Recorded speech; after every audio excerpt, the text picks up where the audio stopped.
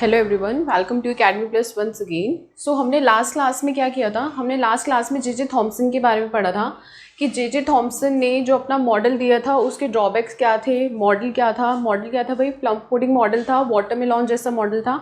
उन्होंने क्या बताया था कि मॉडल में जो जैसे कि वाटरमेलन होता है उसका तो जो रेड कलर का जो उसका प्लम है वो क्या है, स्प्रेडेड पॉजिटिवली चार्ज, और जो सीड्स हैं ब्लैक कलर के वो किसकी तरह बिहेव कर रहे हैं, इलेक्ट्रॉन की तरह। तो ना ही तो वो ये चीज़ बता पाए थे कि इलेक्ट्रॉन की एटम की स्टेबिलिटी क्या है, इलेक्ट्रॉन कैसे है, बस वो एक तरीके से क्या बता पाए थे कि जो आपका मॉडल है वो इलेक्ट्रिकली न्यूट्रल कैसे है। तो अब नेक्स्ट अब हम आज क्या पढ़ते हैं, आज हम पढ़ेंगे कि रुदरफोर्ड मॉडल क्या होता है और रुदरफोर्ड मॉडल के ड्रॉबैक्स, ऑब्जर्वेशन और रिजल्ट्स क्या थे।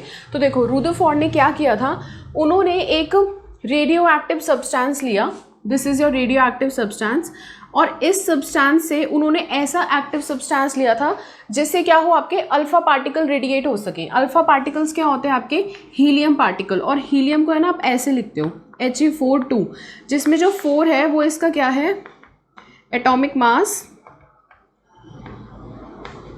एंड 2 क्या है, number of protons and electrons also, मतलब प्रोटॉन्स और इलेक्ट्रॉन्स। तो इन्होंने क्या किया, उन्होंने एक रेडियो एक्टिव सब्सटेंस लिया जिससे क्या थे, अल्फा पार्टिकल रेडिएट हो सकते थे, और यहाँ पे उन्होंने क्या लगाया, 2 स्लिट्स लगाई। स्लिट्स लगाने का रीज़न ये था कि जो इस पार्टिकल से रे निकलेगी वो रे कैसी हो, आपका एक स्ट्रेट पाथ को फॉलो करे, और कोई इंपॉर्टेंस नहीं थी स्लिट्स को लगाने की, बस यही था कि इससे जो निकलने वाली लाइट है ना वो ऐसे ऐसे डेविएट ना करे, वो क्या करे, एक अपना स्ट्रेट पाथ फॉलो करे। और उन्होंने क्या किया, एक थिन गोल्ड फॉइल ली, और जो गोल्ड फॉइल थी इट इज़ अराउंड 6 × 10⁻⁻⁴ नैनोमीटर।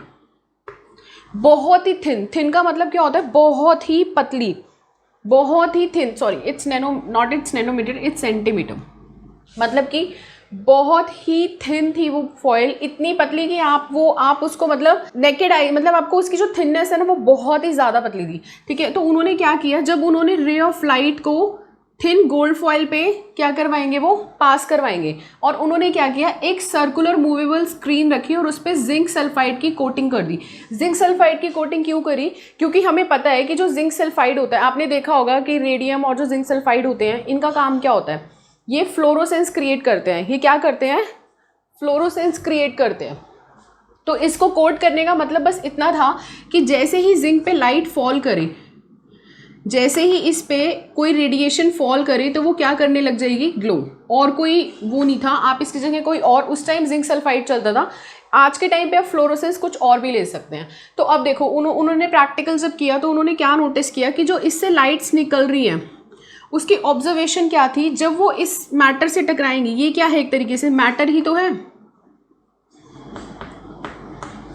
तो जब ये इस थिन गोल्ड फॉइल से लाइट इससे टकराई तो इन्होंने नोटिस किया कि बहुत सारी जो लाइट्स थी ना वो स्ट्रेट पाथ पे निकल गई, बहुत सारी लाइट्स स्ट्रेट, बिल्कुल स्ट्रेट निकल गई, ऐसे ऐसे स्ट्रेट निकलती चली गई। कुछ उन्होंने नोटिस किया कि कुछ अपने एंगल से डेविएट हुई, और उनका डेविएशन आप लगा लो एंगल थीटा था। 99% उन्होंने नोटिस क्या किया, फर्स्ट उनकी ऑब्जर्वेशन क्या थी कि 99% की जो आपकी रेडिएशन थी वो कैसी चली गई, स्ट्रेट। उनकी फर्स्ट ऑब्जर्वेशन ये थी।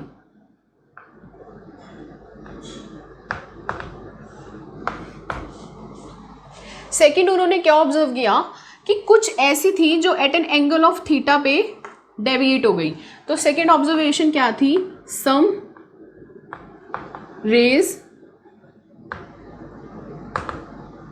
डेविएट एट एंगल थीटा, और एक बहुत ही अच्छा इन्फ्रेंस उन्होंने देखा कि 1 in 1000 बाउंस बैक कर गई।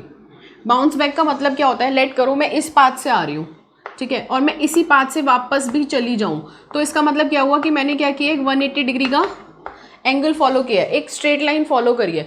तो उन्होंने एक ऑब्जर्वेशन क्या देखी कि 1 out of 1000 क्या थी, बाउंस बैक कर गई। तो इसके बेसिस पे ये तो था उनका प्रैक्टिकल, ये उसकी ऑब्जर्वेशन थी, लेकिन इससे इन्होंने रिजल्ट क्या निकाला कि ये सब ऐसा हुआ क्यों। तो देखो, जब उन्होंने ये चीज़ देखी कि 99% जो थी लाइंस, जो आपकी रेस थी वो स्ट्रेट चली गई, तो उससे इन्होंने ये ऑब्जर्वेशन निकाली कि जो मैक्सिमम स्पेस है ना वो कैसा है, एम्प्टी है। मतलब कि मैक्सिमम स्पेस आपका जो एटम है वो कैसा है, खाली है, उसमें मैक्सिमम स्पेस बिल्कुल एम्प्टी। तो फर्स्ट ऑब्जर्वेशन से उनकी ये रिजल्ट थी कि maximum space inside an atom is empty. First inference था उनका ये। सेकेंड इन्फ्रेंस उन्होंने ये देखा कि कुछ थी जो डेविएट कर गई। अब देखो मैं आपको बताती हूँ ये कैसे है, मैं आपको एक शॉर्ट प्रैक्टिकल बताती हूँ। देखो, उन्होंने जब मैंने बोला कि 99% स्ट्रेट चली गई, तो उसका मतलब क्या था कि बहुत सारी जो रेस थी वो ऐसे गई है स्ट्रेट। तो इससे क्या उन्होंने इन्फ्रेंस निकाला कि जो मैक्सिमम स्पेस था वो कैसा था, एम्प्टी था। तो 99% जो आपकी स्ट्रेट गई वो किसकी वजह से गई, क्योंकि एटम में मैक्सिमम स्पेस कैसा था, एम्प्टी। नेक्स्ट इन्फ्रेंस उन्होंने ये निकाला कि भाई कुछ ऐसी भी थी जो डेविएट कर गई, मतलब कि कुछ आई और वो ऐसे अपने पाथ से डेविएट कर गई। तो इससे उन्होंने ये पता लगाया जिस एंगल थीटा पे, स्ट्रेट लाइन तो भाई ऐसे जाएगी, जिस एंगल थीटा से वो डेविएट करी है, बेसिकली वो उसका डेविएशन का रीज़न क्या था कि भाई देखो अल्फा पार्टिकल कैसा है, अल्फा पार्टिकल आपका पॉजिटिव चार्ज है, और मैंने आपको बताया था जब कोई पॉजिटिव चार्ज किसी पॉजिटिव चार्ज के पास आएगा तो वो क्या करेगा, वो रिपेल करेगा। तो इसका मतलब ये है कि जो रेस डेविएट करी हैं कहीं ना कहीं उसको क्या मिला है, एक तरीके से पॉजिटिव चार्ज मिला है। तो यहाँ पे ये जो डेविएट करी है इसका मतलब क्या है कि वो न्यूक्लियस के पास आई है, और यहाँ पे वो जो न्यूक्लियस है वो कैसा है, एक पॉजिटिव चार्ज है, जिसकी वजह से ये जो रेज है डेविएट कर गई। अब उन्होंने क्या बोला कि वंस इन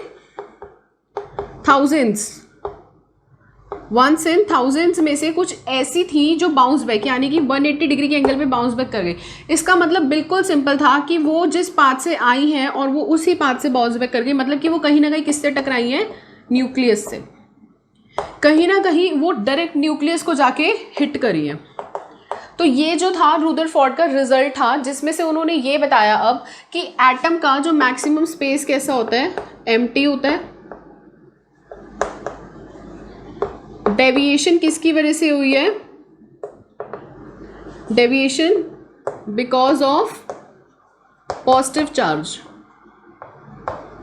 वो जितना पॉजिटिव चार्ज की विसिनिटी में आएगा, जितना आपकी जो रेडिएशन है वो जितना पॉजिटिव चार्ज की विसिनिटी में आएगी, डेविएशन उतनी ही स्ट्रांग होगी। And the last inference is, third inference is that कि जिन्होंने 180 डिग्री के एंगल पे बाउंस बैक किया है वो क्या है, डायरेक्ट न्यूक्लियस से हिट किया है। तो ये उनका ऑब्जर्वेशन और रिजल्ट था। तो इससे उन्होंने डिटरमाइन क्या किया कि भाई मैक्सिमम जो स्पेस एम्प्टी है, तो न्यूक्लियस कैसा है, मतलब कि न्यूक्लियस में पॉजिटिव चार्ज है जिसमें न्यूट्रॉन्स एंड प्रोटॉन्स प्रेजेंट है। इलेक्ट्रॉन जो है वो कुछ इस तरीके से प्रेजेंट है ऑर्बिट में। लेकिन इसका ड्रॉबैक क्या था, उनका ये मानना था कि ये जो इलेक्ट्रॉन है ना भाई, अब इलेक्ट्रॉन अगर घूमेगा तो ये तो बहुत ही सर्टेन सी बात है कि इलेक्ट्रॉन अगर घूम रहा है तो वो क्या कर रहा है, एनर्जी रिलीज कर रहा है। अब आपको पता होगा, अब मैं भी हूँ, अगर मैं कॉन्टिन्यूसली बोलती रहूँगी तो एक टाइम के बाद क्या होगा, मेरी जो एनर्जी है वो रिलीज होना स्टार्ट हो जाएगी, मतलब कम होना स्टार्ट हो जाएगी। और अभी जो मेरा वॉल्यूम हाई दिख रहा है ना, मेरा पिच धीरे धीरे स्लो सा पिच हो जाएगा। वो यहाँ पे भी हुआ। रुदरफोर्ड का ये मानना था कि जो इलेक्ट्रॉन है ना वो एनर्जी रिलीज कर रहा है, तो एनर्जी रिलीज करते करते क्या होगा, इसकी जो वेलोसिटी होगी वो क्या होगी, एक तरीके से स्लो डाउन हो जाएगी। और जैसे ही उसकी वेलोसिटी स्लो डाउन होगी वो क्या करेगा, वो ऐसे इलेक्ट्रॉन इसके अराउंड घूम रहे, जैसे जैसे उसकी वेलोसिटी स्लो डाउन होगी वो आके स्पाइरली न्यूक्लियस में इवेंचुअली फॉल हो जाएगा। तो मतलब उसका ये मानना था कि जो इलेक्ट्रॉन है वो एक सर्कुलर ऑर्बिट पे नहीं घूम रहा, वो इस ऑर्बिट से स्टार्ट हुआ, इसकी एनर्जी क्या हुई, स्लो हुई एंड ये फाइनली न्यूक्लियस में आके गिर गया। तो इससे तो आप बता ही नहीं सकते कि एटम की स्टेबिलिटी क्या थी। तो रदरफोर्ड का जो मेजर ड्रॉबैक था वो ये था कि रदरफोर्ड ये नहीं बता पाए थे कि एटम स्टेबल कैसे होगा। आप कैसे पता लगाओगे कि एटम स्टेबल है? क्योंकि भाई देखो, जब इलेक्ट्रॉन इवेंचुअली आके न्यूक्लियस में गिर गया तो उसका तो मतलब यही हुआ ना कि एटम ना ही स्टेबल है और एटम की जो एग्जिस्टेंस है वो भी क्या है, पॉसिबल नहीं है। तो ये क्या था इनका एक तरीके से ड्रॉबैक था। तो इनका फर्स्ट ड्रॉबैक क्या था कि वो एटम की स्टेबिलिटी नहीं बता पाए थे, और सेकंड उनका ड्रॉबैक ये था कि वो ये नहीं बता पाए थे कि अब भाई देखो, जब उन्होंने यही नहीं बताया कि इलेक्ट्रॉन की स्टेबिलिटी कैसे है, तो वो ये भी नहीं बता पाएंगे कि भाई इलेक्ट्रॉन डिस्ट्रीब्यूट कैसे हो रखा है। तो ये उनका नेक्स्ट ड्रॉबैक था, दैट ही फेल्स, कि वो ये बताने में फेल हो गए थे कि इलेक्ट्रॉन को डिस्ट्रीब्यूट कैसे किया गया है। एक एटम में जो इलेक्ट्रॉन है उसका डिस्ट्रीब्यूशन कैसे हुआ है, वो न्यूक्लियस के चारों तरफ चक्कर लगा रहा है या फिर वो स्पाइरली आके न्यूक्लियस में गिर रहा है, तो वो ये कभी नहीं बता पाए कि इलेक्ट्रॉन की डिस्ट्रीब्यूशन कैसे हुई है। So this is all about our Rutherford model. Now our next topic is atomic mass and atomic number. तो एटॉमिक मास और नंबर के बारे में आपको पहले बता चुकी हूँ, बट एटॉमिक स्ट्रक्चर में आपका ये सबसे इंपॉर्टेंट टॉपिक है। एनटीएससी से इससे रिलेटेड क्वेश्चन 120% आते ही आते हैं। तो देखो, जैसे भी लेट करो मेरे पास कोई एलिमेंट है एक्स, हम क्या करते हैं, हम एलिमेंट को किससे डिफाइन करते हैं, एक्स से डिफाइन करते हैं। आपका कोई भी एलिमेंट होगा आप उसको किससे डिफाइन करोगे, एक्स से, ठीक है। तो ये तो आपकी क्या होती है, एलिमेंट की नोटेशन।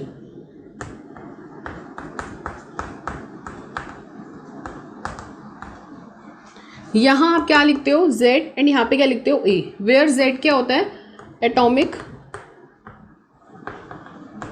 नंबर ऑफ एलिमेंट, और a क्या होता है आपका, एटॉमिक मास। मैंने आपको लास्ट क्लास में डिफरेंस बताया था कि what is the difference between atomic mass and molecular mass, वो मैं आपको बाद में भी बताऊंगी। तो देखो, एटॉमिक नंबर क्या होता है जनरली, अगर आपको कोई भी लेट करो एलिमेंट ऐसे दे रखा है Na11 एंड इधर 22, ठीक है, तो इसका मतलब क्या है, Na क्या है आपका, सोडियम, तो इसका जो एलिमेंट है उसका नेम क्या हो गया, सोडियम। 11 ये क्या बताता है आपको, नंबर ऑफ प्रोटॉन्स। तो जो आपकी वैल्यू ऑफ z होती है वो किसके इक्वल होती है, नंबर ऑफ प्रोटॉन्स और नंबर ऑफ इलेक्ट्रॉन्स। अब देखो, z में ना हमेशा जनरली आप नोटिस करोगे कि आप बोलोगे यार नंबर ऑफ प्रोटॉन्स और नंबर ऑफ इलेक्ट्रॉन्स इक्वली होते हैं, तो अब maximum time definition of z में हमेशा बहुत बच्चे हैं जो नंबर ऑफ इलेक्ट्रॉन्स लिख कर आएंगे। बेटा अगर आप नंबर ऑफ इलेक्ट्रॉन्स लिख कर आओगे ना, 1 मिनट के लिए वो गलत हो सकता है, लेकिन नंबर ऑफ प्रोटॉन्स का भी गलत नहीं होगा। देखो वो कैसे, ये मैंने अगर सोडियम 11 ले लिया, ठीक है, और यहाँ 22 लिया, हो सकता है कि मैं आपको सोडियम में ऐसे कुछ नोटेशंस दे दूँ, सोडियम में इधर z लिख दूँ, इधर z और a ना लिख के इधर मैं इलेक्ट्रॉन, प्रोटॉन और न्यूट्रॉन लिख दूँ। ध्यान से समझना, अब मैंने सोडियम में इधर इलेक्ट्रॉन 10 लिख दिए, ठीक है, और मैंने न्यूट्रॉन लिख दिए 11, तो आप इधर प्रोटॉन है ना 10 लिख दोगे और ये गलत हो जाएगा।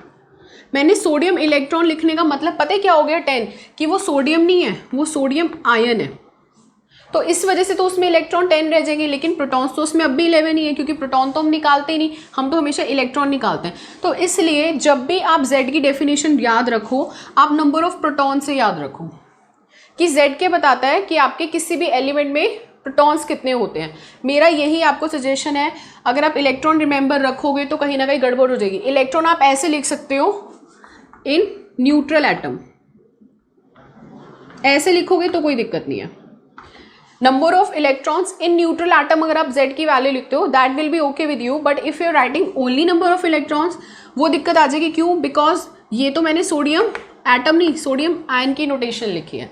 सो इस चीज़ को याद रखना बहुत ज़रूरी है। Where what is z is the number of proton present in an element और number of electron in an any neutral atom, and a is the atomic mass which is the sum of number of protons plus number of neutrons. So here if I am going to take an example of sodium, what does it mean? It means that here 22 is equals to sum of protons plus neutrons. Now we know that this 11 signifies what? This 11 signifies that number of protons is equals to 11.